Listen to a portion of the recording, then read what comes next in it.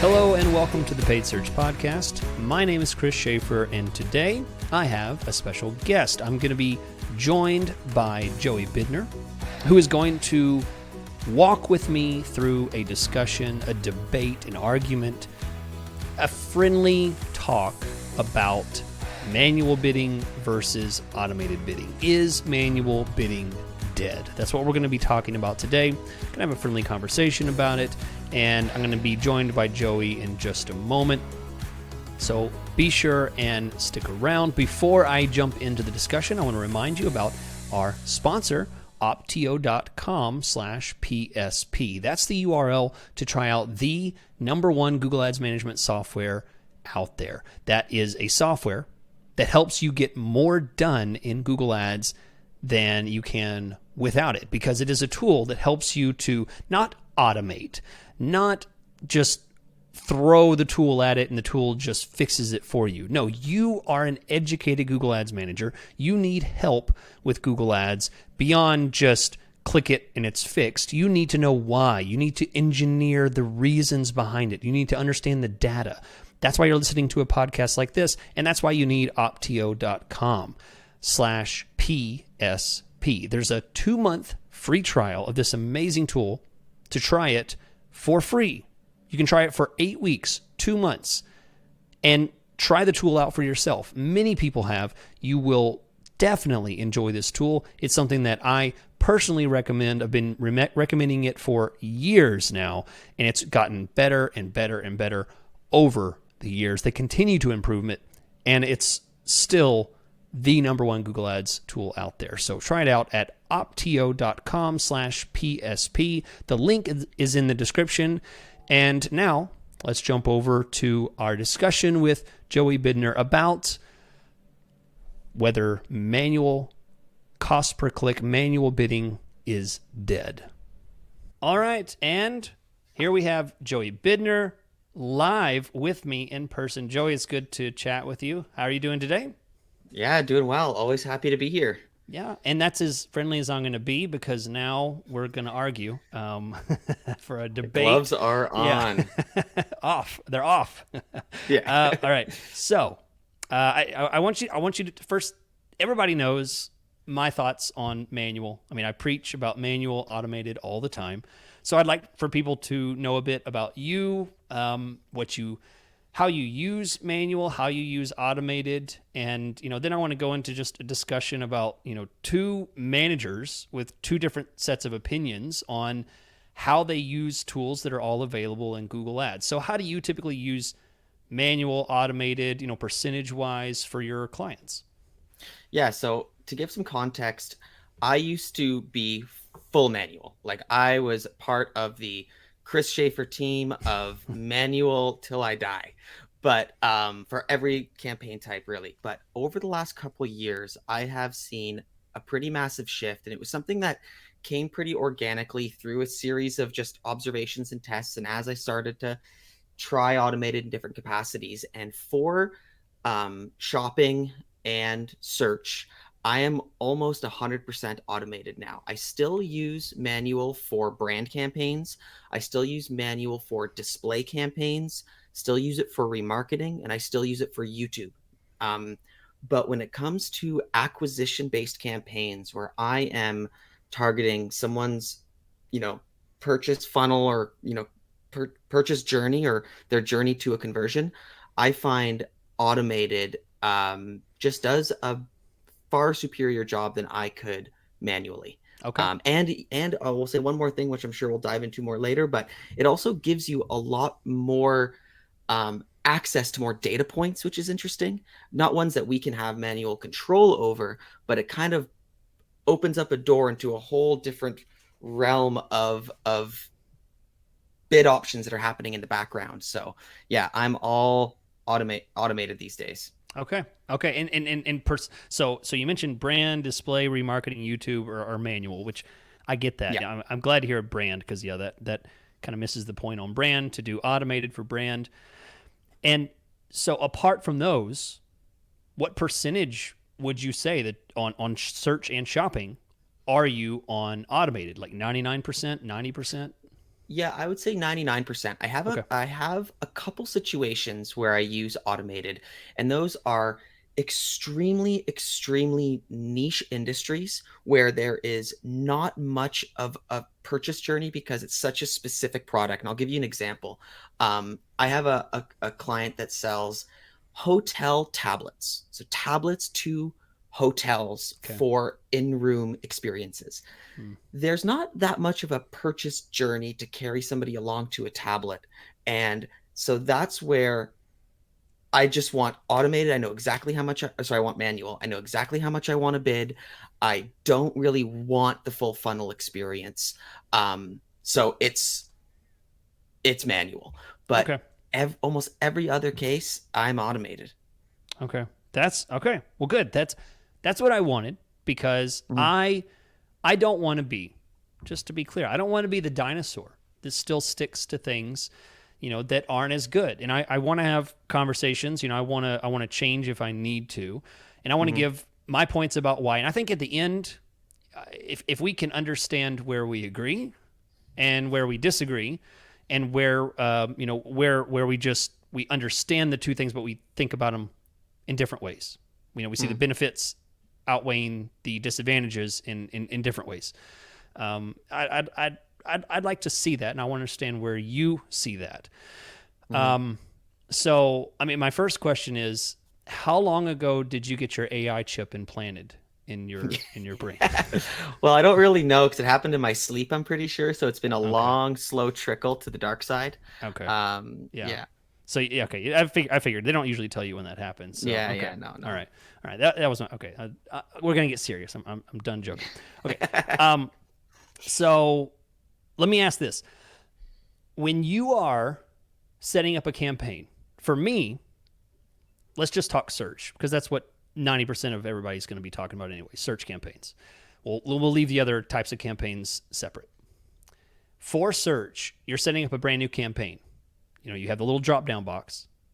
Are you choosing automate? Let's start with just automated, or do you go to manual and then automated? Yeah, so typically I would say about 60 to 70% of the time I will start with manual just so Okay, I can get a sense of the ceiling and the floor of the CPC, but I will switch that thing over pretty quick. pretty I quick. Okay, don't wait for the 30 conversions in a month anymore.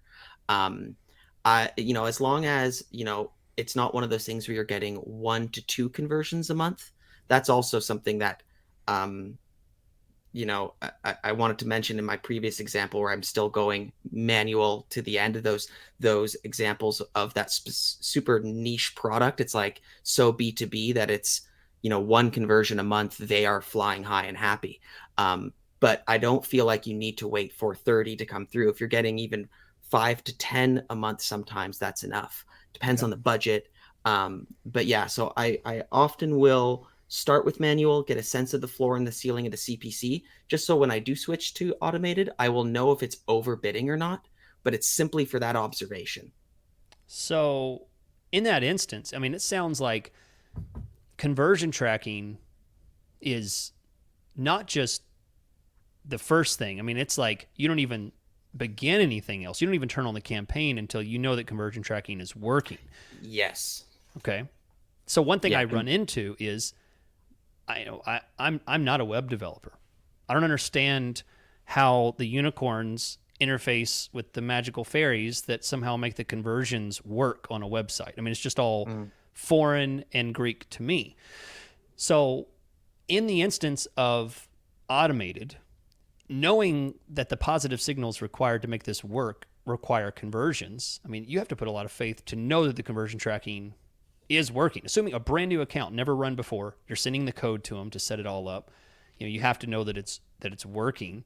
I mean, and you said that you start with manual, and you don't necessarily wait. Do you wait at least until that first conversion comes through? Yeah, that is a great question, and I would do that. I would wait until that at least that first couple conversions come through, maybe because yeah, if you have no conversion tracking, automated is terrible, and I will never use the automated bidding strategies that are not conversion focused, like target impression share. Yeah. Those ones are Yeah. dead to me. Yeah. Yeah. Because um, if you're going to do something like that, you might as well do it with either max clicks or manual or something like that. Yeah. It's kind of yeah. the lazy man version. Okay.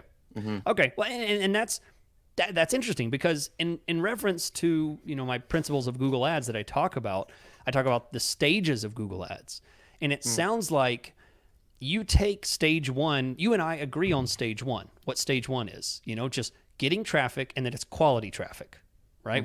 Would you agree that that's what stage one is? Before you change to automated. Oh yeah, absolutely. Yeah, the first couple of weeks I'm running a campaign, my eyes are on search terms. I want to make sure that I'm bringing in quality traffic. That's objective number one. Okay. Okay. So phase one we agree on, and it sounds like where we start to disagree is phase two for you starts at possibly the very first or the very first few conversions, because it sounds like you don't necessarily have a 30 or a 15 minimum to be able to change over. So would you say that phase two for you is different than what I talk about? And just to clarify, phase two for me is when I start getting a decent volume, and I would say 10 to 15, 30 is probably more of a phase two for me, where I'm starting to see regular conversions. I don't define a certain number typically. I just talk about certain number of a certain feeling of conversions happening on a regular basis. So Hmm. it sounds like phase two is first positive signal. Now you're in phase two. Is that right, or is that fair?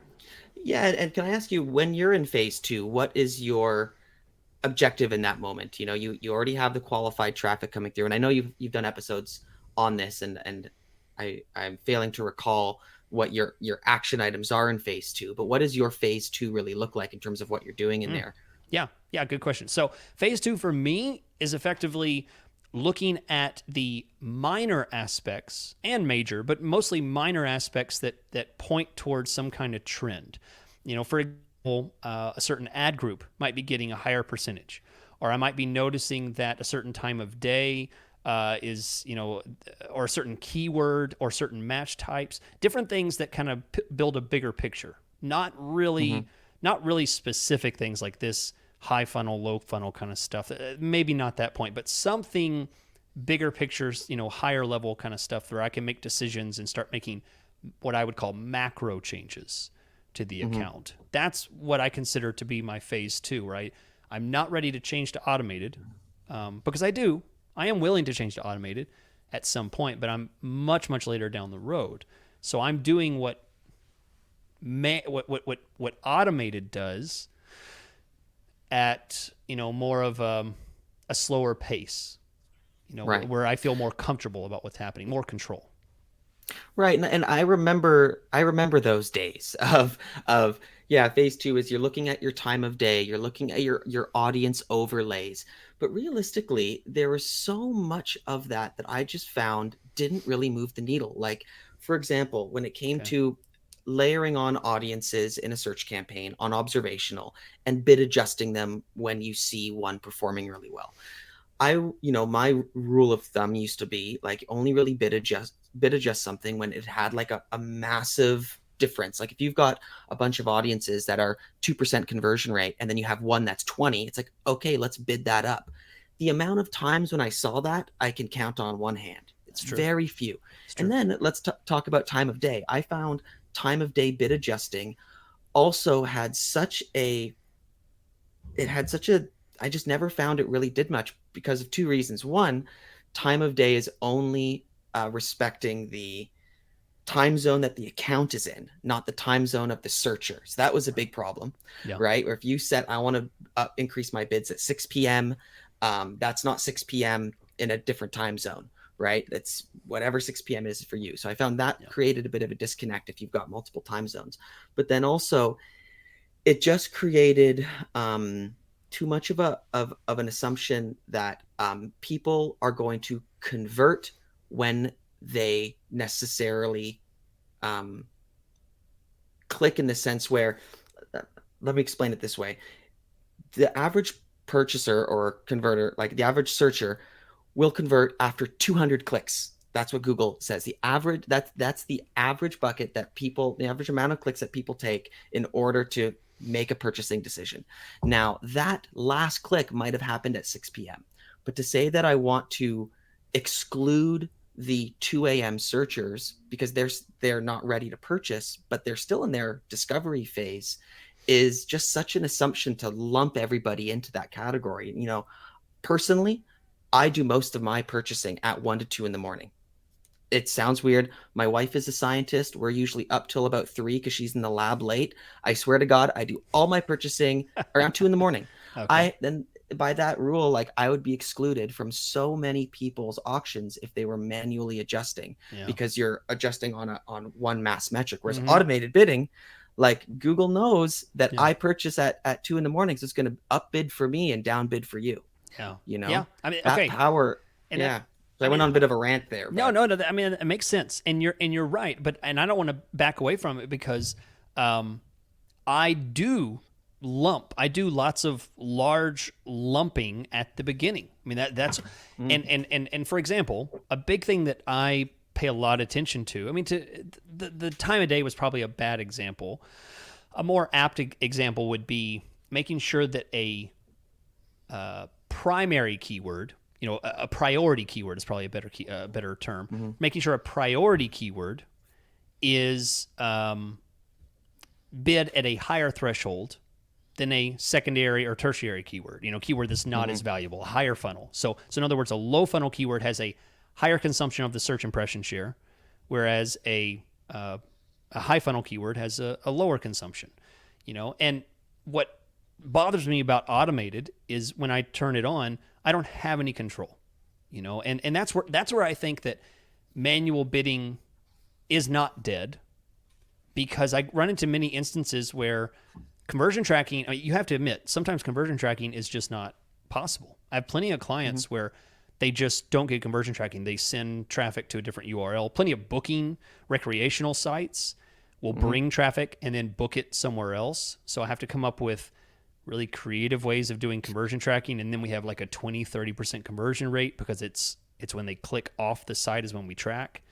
I mean, that's really ugly. That's not a positive method for me to track conversions. So in my mind, I don't think that manual bidding is dead, because many times I can't always leave phase 1.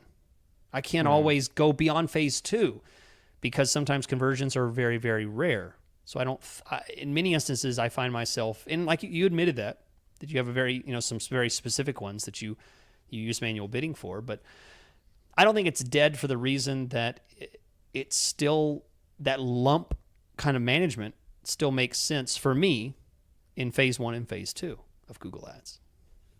now I think, and I totally agree with you when it comes to, bidding high performance keywords differently than, let's say, mid performing or, low funnel keywords versus mid or high funnel keywords. But the problem I still see is that since, what was it, in 2019 when they made the big keyword change, Yeah. that's where this really changed. Because I'll give you an example. I've got a client that sells patio umbrellas, right? So we've got keywords for patio umbrella. Then we've got keywords for what would be lower funnel cantilever umbrella, right? Somebody who's looking for a cantilever umbrella knows they want a cantilever umbrella. Yeah. Patio umbrella is probably somebody's first search. Both of those keywords and phrase match still trigger for each other's thing. Like the patio umbrella phrase match keyword still triggers cantilever umbrella, and cantilever umbrella still triggers patio umbrella. Now, I don't want to go exact match because that's just going to inflate my CPCs.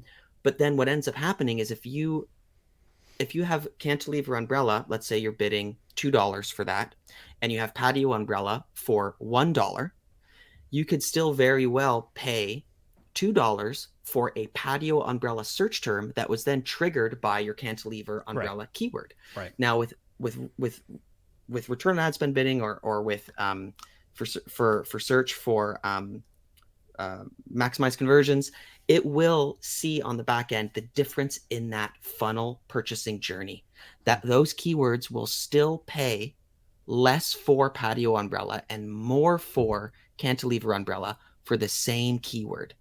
That is the power of automated when it comes to its ability to recognize the purchaser's journey and carry them along that funnel.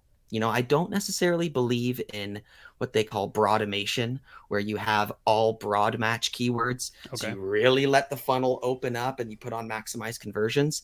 I use that extremely sparingly and only, again, 1% of my accounts. But a lot of people in the automated world, especially at agencies, they talk about broadimation like it's some savior. Yeah. I don't like that. I still like phrase match because I like some level of control. But within that keyword rule, it's no longer about keywords. It's about the person's journey. And I find that is really the power of automated bidding is its ability to recognize that. Okay. Okay. And just because that's interesting to me. Whenever when why recognizing that phrase match keywords with automated bidding, you have no control over the integrity of the keyword itself. So in that case, when you set up something, because here's where it bugs me, and here's where I don't like to give in, because as soon as you start to give in on the bidding, you start to give in somewhere else, and the next step that you give into is, well, your ad groups, right? Why set up a different ad group for one set of keywords versus another set of keywords when you don't have the ability to control the integrity of the keyword itself? And if you write ad copy with low funnel, high funnel messaging, why separate them? Because you don't have control. And if you write really specific ad copy in one, there's no guarantee that it's going to be specific to that kind of traffic. So, I mean, I when I see myself falling into the automated path, it's not just one step that I take.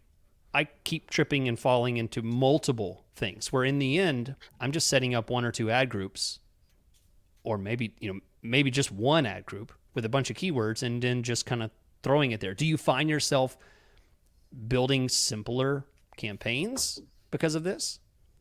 No, not at all. I still structure my accounts the same way I normally would, where it's based off of the website structure, more or less. If you've got a specific page for your tilt umbrellas, you've got an ad group for tilt umbrellas, an ad group for cantilever umbrellas, an ad group for every type of umbrella that you maybe have a page for. But within your ad groups, you still don't necessarily have as much control as we'd like to between the keywords in there, and there still is that level of nuance that we just can't control unless we go exact match. And I don't believe in exact match. Like Yeah. I Okay. use that so sparingly. Okay, so that's something we do agree Yeah. on. Then I agree. I think exact match has its place, but in no place does it Mhm. belong. Phase one, phase two. Both of us are probably talking more about phase three, phase four. Longer tail, Yeah. much further down when you have definitive answers about value and it's worth the investment on something. So we probably agree on that.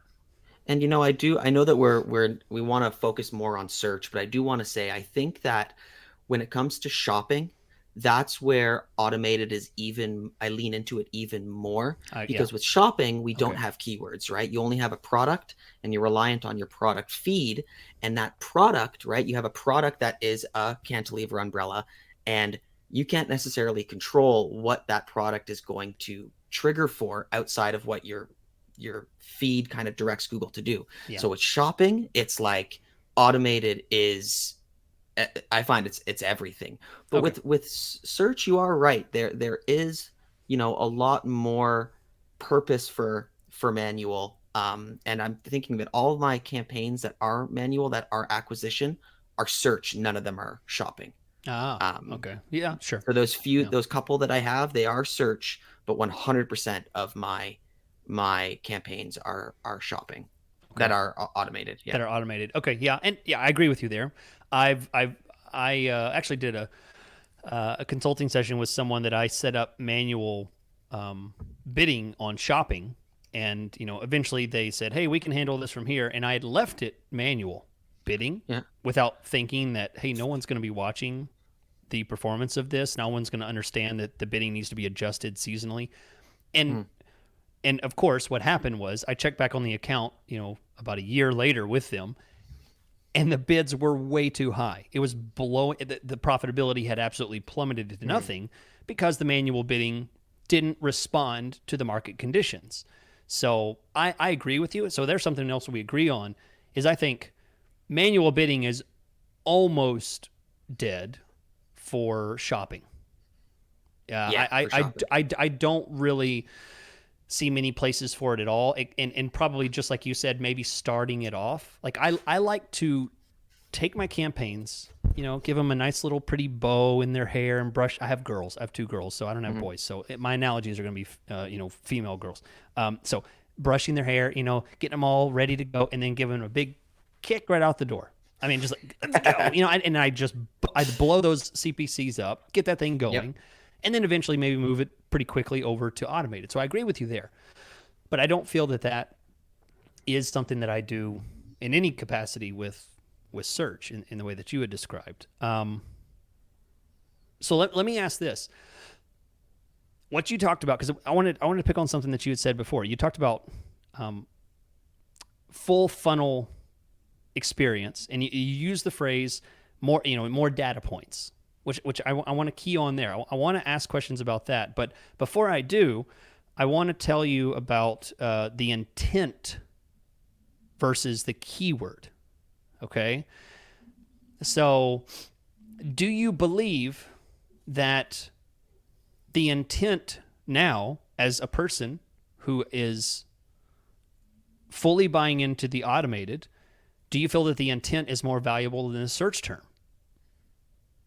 Oh yeah, and we can. This is something that Google is very transparent about. Where if we were to compare it to broad match, right? This same rule applies to the bidding strategies. Where if somebody is typing in, um, moving companies for cross country moving from Boston to Texas, whatever.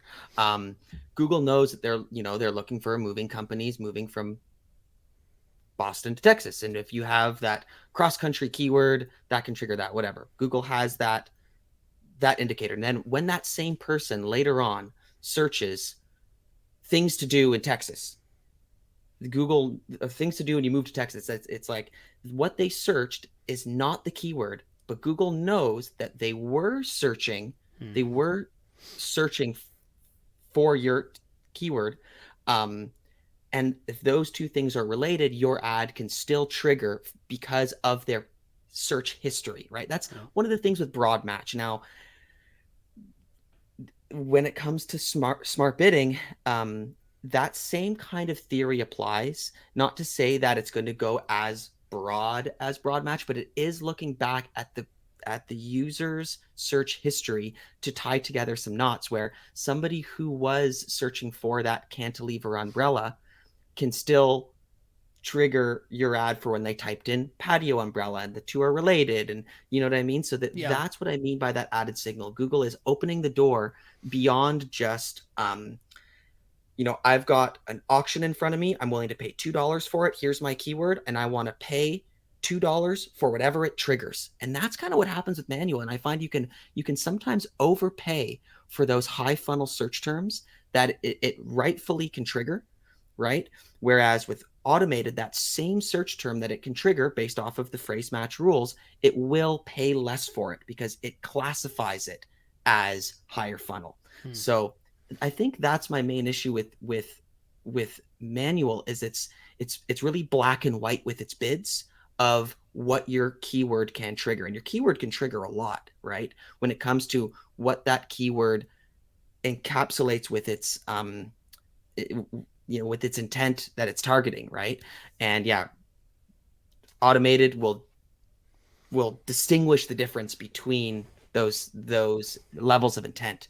Yeah, and that's another example of where you not only, so as I feel like you stepped in the first hole. I don't mean this you. I'm just saying someone who Mm-hmm. is against the manual. The first thing that you have to give on is well, I don't have the same controls, so I'm going to kind of give up the bidding controls. Then I give up the ability to control the traffic quality to a finite degree. And then you start giving up the fact that okay, I do see those certain search terms, but I have to give up the fact that even though this isn't exactly the kind of traffic I want, I have to trust that Google's getting me the traffic. That this person, because this certain search term is not a representative of the quality of the search itself. And this is essentially the core of my problem is that And that's why I wanted to talk to you about it, because let's say you've given on this and given on that and given on that, and then the client says, "Hey, Joey, my leads aren't as good. I'm not closing as many leads." Or, "Hey, I want to focus on, we do epoxy garage, garage epoxy flooring. Now I want to get business epoxy flooring, but I want to do like industrial, business industrial. As soon as they have a difference in the quality of the leads or the intent of the leads or something specific, I find myself, basically having to kind of hum and haw and, well, okay, yeah, just kind of give a fudge answer, because the truth is I can't control that to the kind of Mm-hmm. degree that I can with manual. I mean, so I guess what I'm asking is, how much of a liar are you? So, so let me tell you about lying. What I can do. No, that's a really good point. And when it comes to, like, if the client is saying, listen, we only want industrial searches, we both know it is very difficult to distinguish that. And if you want to just bid more on the few searches that come through with industrial in the search term, then great, you can do that. With automated, the answer is a lot more complicated, where you would need to have the sophistication of putting in offline conversion imports. And that level of sophistication is a pain, but it works. And what that does is, if they're saying, our quality of leads isn't good, or we only want the high ticket stuff to come through. Right. Well, if we can import the value of the leads we're bringing in back to Google, then you can use, return on ad spend bidding, and it will go after those high ticket leads based off of the signals it has on the audience and the people that made those initial conversions. And that also does work, but it won't work for a client spending less than $2,000 a month, put it that way. That is a system that only works for the big bad wolves in the room. That's where I was going, is because the average Joe who gives you a call to help with his Google ads, are you going to use those fancy language terms with him and say, well, what you need is an offline conversion? I don't even know half the words you talked about, because I'm like, what? I don't know what that the reality of someone being able to manage and set that up with a business where they don't even actually know how much they're generating in profit from Google ads, much less down to the actual ROAS of Google ads.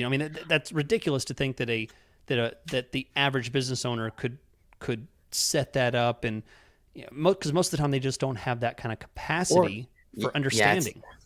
It's like they would need a CRM, something like Salesforce. If you have Salesforce, it's an easy plugin. But at the same time, let me ask you this though: how many times have I've had this conversation in many consulting sessions, and it's always very hard to explain, how to properly choose your bids based off of loss due to rank, loss due to budget, and being able to explain that to somebody who's maybe managing things for themselves.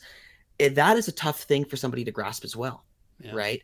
Knowing when to push a bid, when to pull a bid is extremely nuanced. And so I find that is also equal complexity. That's is difficult to explain. So I think it kind of goes both ways. And it's true.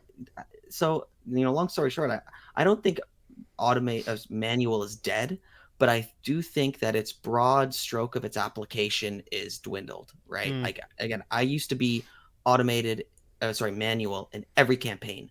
Now it's been slashed to about a third, right, of all my accounts. Okay. And that's by a third, I mean, for brand, and it still is in brand, it's still in remarketing, but everything else is much less. But so that still has a place. It's a complex scenario sometimes of over what is what works and what doesn't. There's no straight answer, I find, too.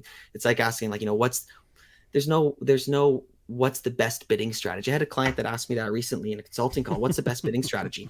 I can't tell you what the best bidding strategy is. It is different for every client. Client. And so, quick interruption here about optio.com/PSP. Please give our sponsor a try. It helps my podcast. It helps me to be able to continue to do this podcast and maybe have more discussions like this about bidding and about keywords and about strategy and how to get more in your Google Ads. So if you will please support the sponsor, I appreciate it. That is optio.com/PSP. Link is in the description. Try it out. 2 months for free. One last thing that I want to ask about, because all of this leads up to a culmination of, how do we communicate with our clients? You and I are talking about clients, and other people can think about what it means to them. But for you and I, we talk about what does that mean for our clients, and what I laugh at. I mean, what I make fun of, and just think is ridiculous is how many times people that use these kind of strategies have to use the words, well, give it more time. What we need is 14 days, 2 more weeks, and the algorithm, the magic thing in the sky, somehow, the amount of faith that people put into the fact that it'll just start working baffles me. And where people just keep pumping money. And usually what does it lead to? It leads to more, we'll give it more time. Well, what it needs is more budget. Well, what it needs is more of this or that. And I find that there's just a lot of faith.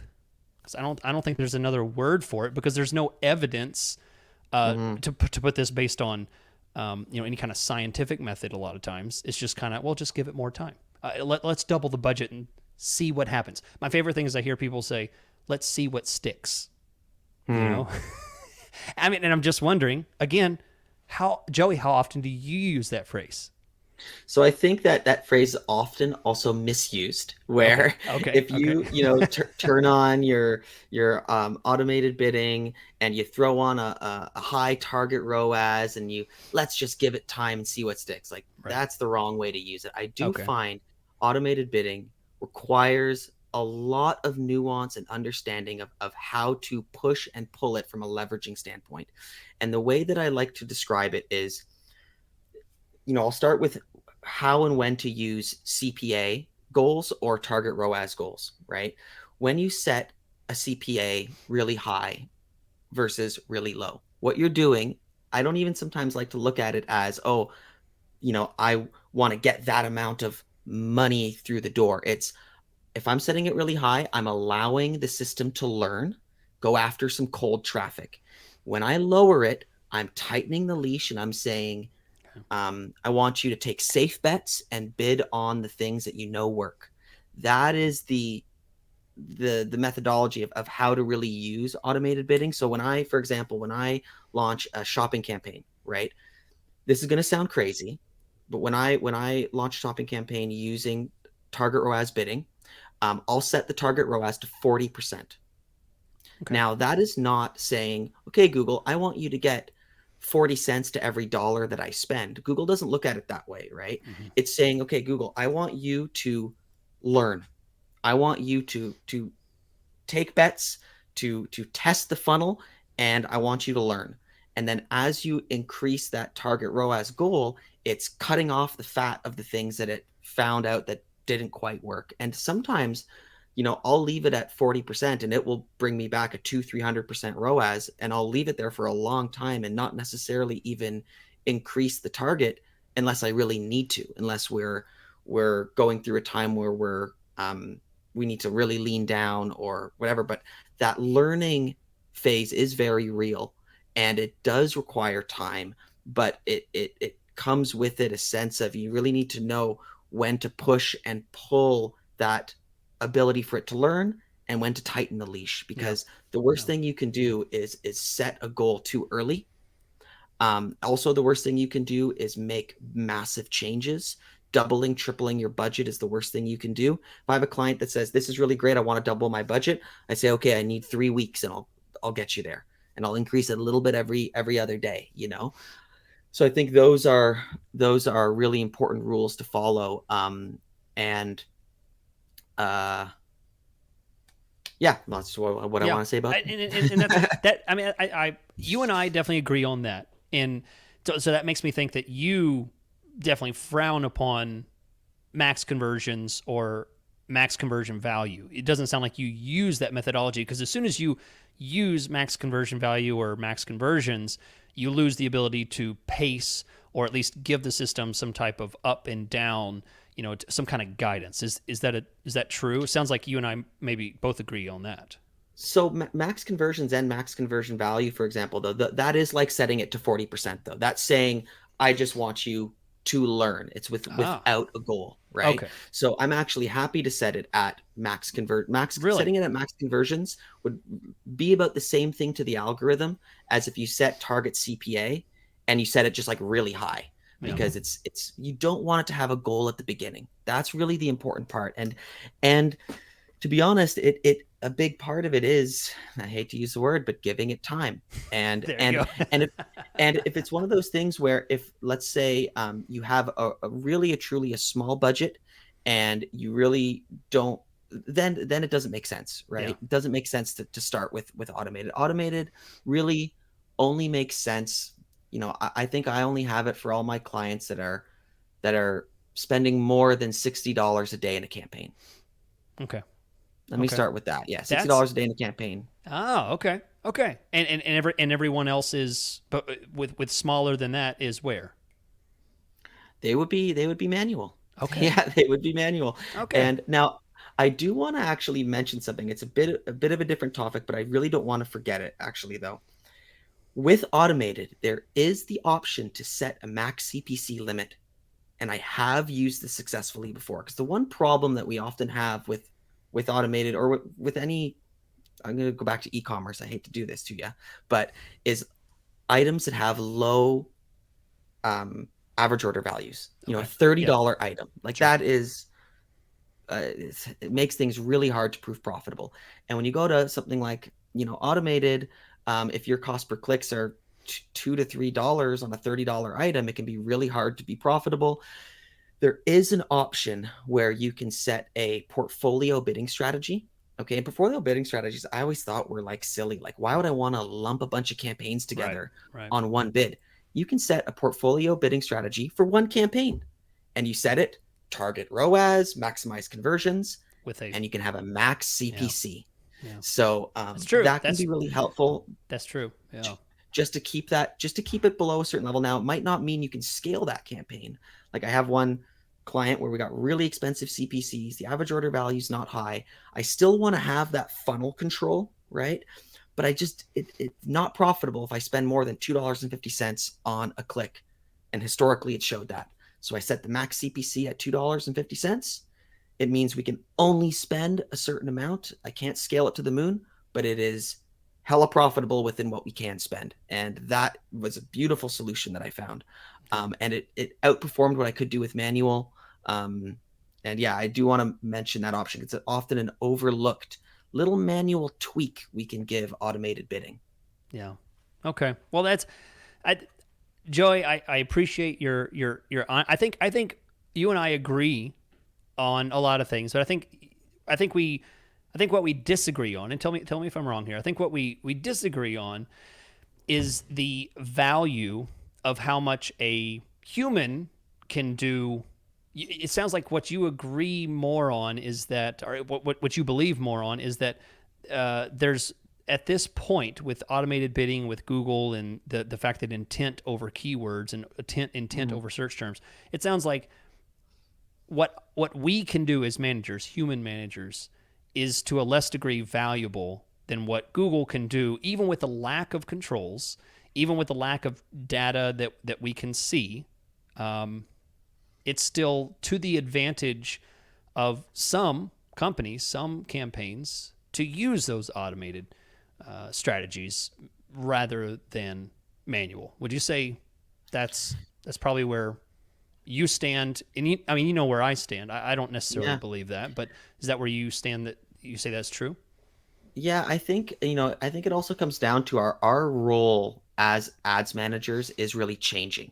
It used to be our day-to-day role was, exporting all this data into a Google sheet and analyzing it to see, okay, which time of day is more profitable, and looking at all these little micro adjustments and then making them and then checking back up on it in 2 weeks to see if it worked. And I don't think our day to day is doing those things anymore, but it's not to say that our role is any less important. I think our job is even more important and even more secure than ever, because you really need somebody behind the wheel that understands how to push and pull these algorithms. And I think a perfect analogy of this is one that was said by another thought leader that I love to listen to. His name is Qasim Aslam.